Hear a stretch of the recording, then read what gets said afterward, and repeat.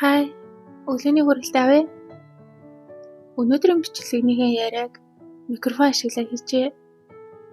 Яагаад гэвэл гадаа амар халуун байгаа болохоор кондишн асаачаар нэг кондишны шуум орж ирээд байна.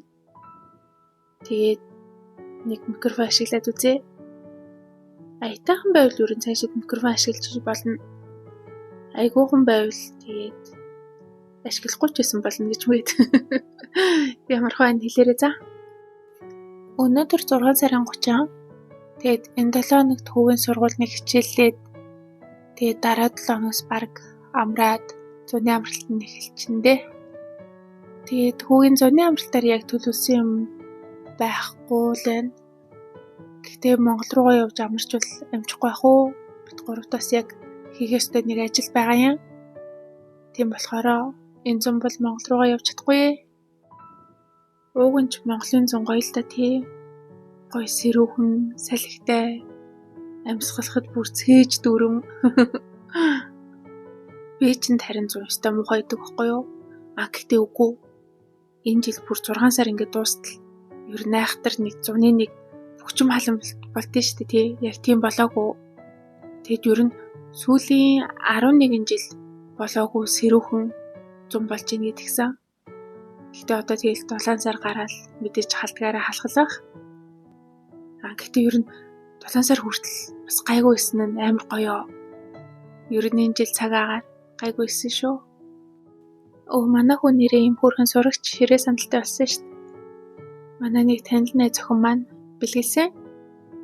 Юу гэхээр тэдний хүүхд бас манай хүүхдтэй зэцүү байхгүй юу. Тэгээд саяхан нэг ширээ сандал авсан байсан чинь өөр байрлал нүүх гээд тэгсэн чинь тэр шинэ байр нь ширээ сандалтай юм байна гэдгээд энэ ширээ сандлаа үүдэн бэлгэлчээд хүү гэхэлэр нь өө тэгээд баярлаад авсан шүү дээ.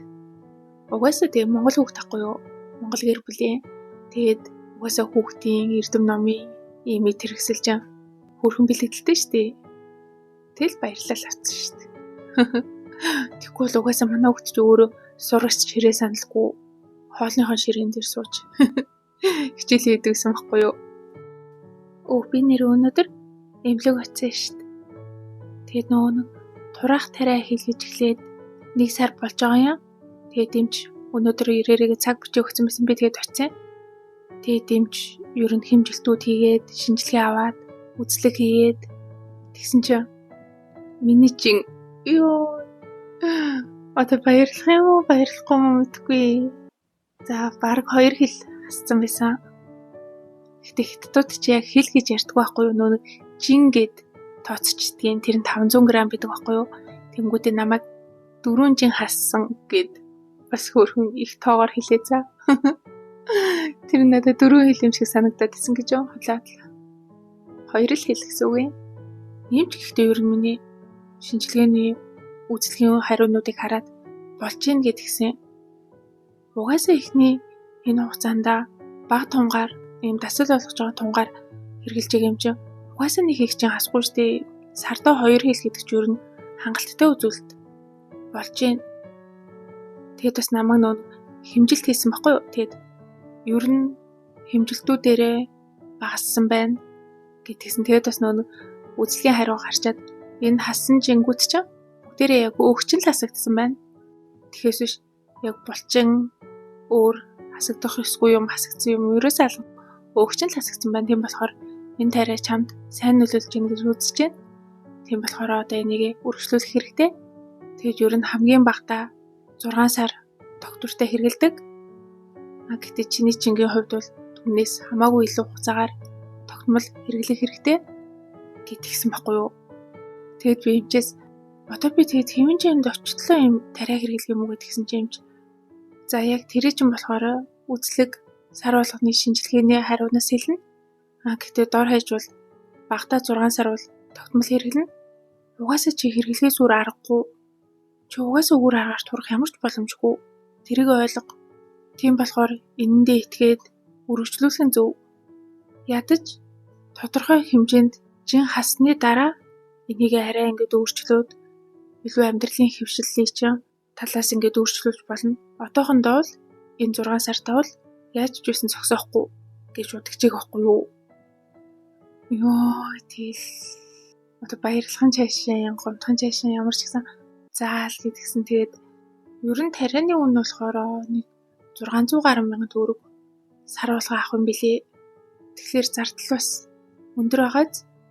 Тэгээд эмч миний дараа сар хэрэглэх тунг арай илүү нэмжигсэн. Тэгээд дараа сар дахиж ирж үзлэг шинжилгээнд ороод ер нь тэгтээ би угаасаа эмчэд хэлсэн. Тэгж би сар болго ингэж ирээл ингээд тэгснээс надад нэмсэн энэ тариагаа арай илүү бичиж өгөөд тэгээд би нэмсэн 3-4 сар болж иж ирчих болох уу гэдгсэн баггүй юу. Угаасаа энэ чинь бас үзлэгийн төлбөр энэ төр гээд бас мөнгө болно шүү дээ тэгсэн чинь эмч үгүй ийм юм юусоо зөвшөөрөхгүй. Чи заавал сар болго ирээд үзлэг шинжилгээнд ороод дараагийнхаа эмийг бичүүлээд ингэж явж гин гэтгсэн. Тэгэхээр ялцчгүй зардал бол баггүй орно. За тэгээд ер нь нэмлэн дүү.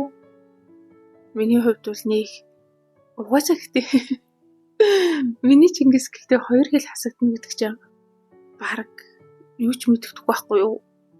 Надаас үнэндээ 10 хил хасагдсан ч гэсэн нэг анзаарахгүй. Бодолдоо. Тэсээ бодоод хэрэггүй өөр нь юу ч бити бод. Яг дэмий гоншхонох гэдэг. Тэгээд дэмч маань намайг ер нь тариа хийлгэж их үедээ яг л өдрийн 3 хэвийн холлоорой чи өмнө нь ингээд цусны хүдийг ахуулсан удаан хугацаагаар ингэж хоол сойх муу шүү. Өдөрт өмнө нь ямар хугацаагаар ямар зайтайгаар хоолдог ус яг тэрийгэ хоолол. Тэгээд угаасаа тариа тариулж байгаа болохоор хоолны туршилчин багасаад угаасаа өмнөх шигээ идэггүй хамаагүй бага идэнэ. Ямар ч гэсэн гэхдээ хоол хорж алгасаж болохгүй. Айл бол гураглаг зүйлээдээд ер нь чи хасандаа гэтгсэндээ. Надад бол яг үнэндээ бол эхний сарын үр дүн үнэхээр ч амттай санагдчихэв. Би гэхдээ зүгээр ингээл энгийн төвшөнд байсан бол тэгэл ядаж хөдөлгөөнөөрөө сард 2 хил мэдээж хасж штэ. Тэгэл одоо бол ялцчгүй тэгэл даврын асуудлаас болоод чин хасдгүй төрлийн болчоод ингээд байгаагаас биш. Ер нь тэгэл сард 2 хил хасах бол надад баг хэвэн жиндээ очтол 2 орчим жил байгаа үстэй. За бай.